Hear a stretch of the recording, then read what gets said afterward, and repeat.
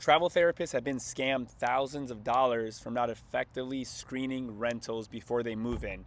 You put yourself at financial risk and physical harm if you don't properly vet these landlords. There are scammers everywhere, and I want to prepare you guys to prevent being scammed. I'm a travel physical therapist, and I've moved over 15 times with all my travel contracts over 6 years, and I have never been scammed. And I'm going to share with you guys ways to decrease the risk of a scam. And the biggest challenge of being a traveler is finding housing. That's the most stressful thing, the biggest challenge. And it's so much of a challenge to find the right price, the right location, the right environment, the right specifications. If you have pets, if you have a spouse you're traveling with. But I'm here to make that job easier, to get you to your next travel contract safely. There are two ways where you can find your housing. Either you can find it by yourself and keep your tax-free stipend. That's what I always do, and that's what 80% of travelers do. Or you can ask the travel agency to find you housing, where they'll take the full stipend, which is a lot of money, and they'll find you housing. That's like the easy white glove approach. I don't know, I actually know one traveler that's done that, but most travelers don't.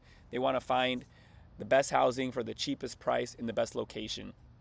And with my experience, I've traveled a lot of times, taken a lot of contracts, and I've never spent over $1,500 per month. And I've lived in nice areas like the Virgin Islands, San Diego, San Francisco, Chicago. I've lived in these big cities at a low budget price, and it's totally possible. And when I do find housing, I look in many places. These are all the places I look, and it takes a little bit of work, but I promise, stick with me. It gets easier with time. The places I look are Furnish Finders, Airbnb, word of mouth. I might ask the facility. I might ask friends in the area by posting on Facebook. I check on Craigslist. Yes, Craigslist. I found deals on Craigslist. Facebook groups for the city I'm in, even university Facebook groups if you're by a university. And a lot of the times, instead of me just looking on people's posts, I post an ad for myself. I say, hey, I'm a physical therapist. I'm a doctor. I'm looking for this, blah, blah, blah. This is my budget. This is what I want. And that way people reach out to you.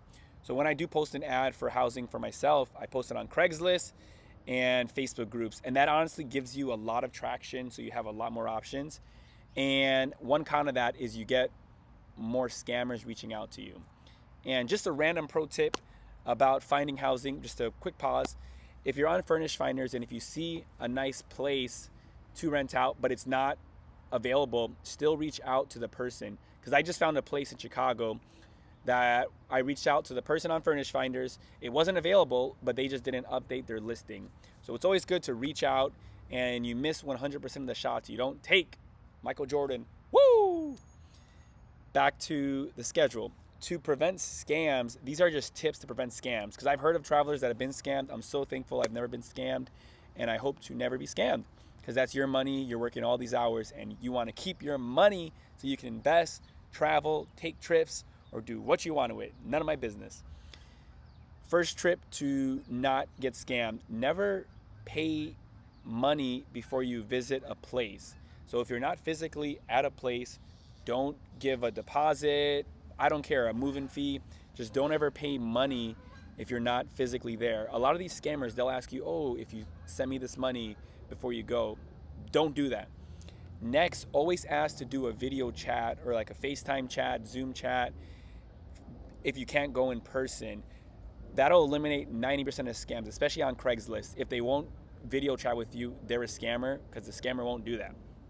And if you really want to be crazy, this third tip, there's a website called truepeoplesearch.com, truepeoplesearch.com, where you can type in a person's address or their phone number, and it shows who owns the home.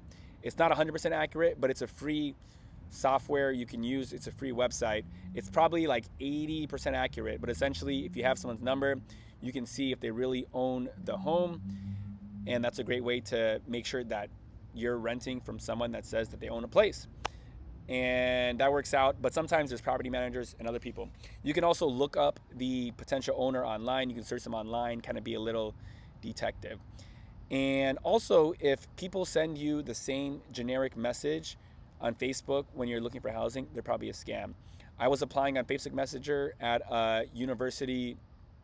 I was looking on a university Facebook group for housing, and literally 3 people sent me the same message. It sounded very generic. They sent me pictures that looked too perfect, and I knew they were a scam, and I didn't even go further.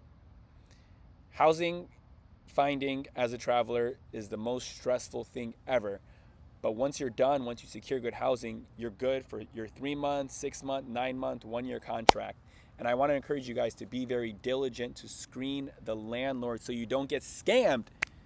That's all for today. Make sure you guys share any other tips on finding housing in the comments. Make sure to watch this next video on getting started with travel therapy.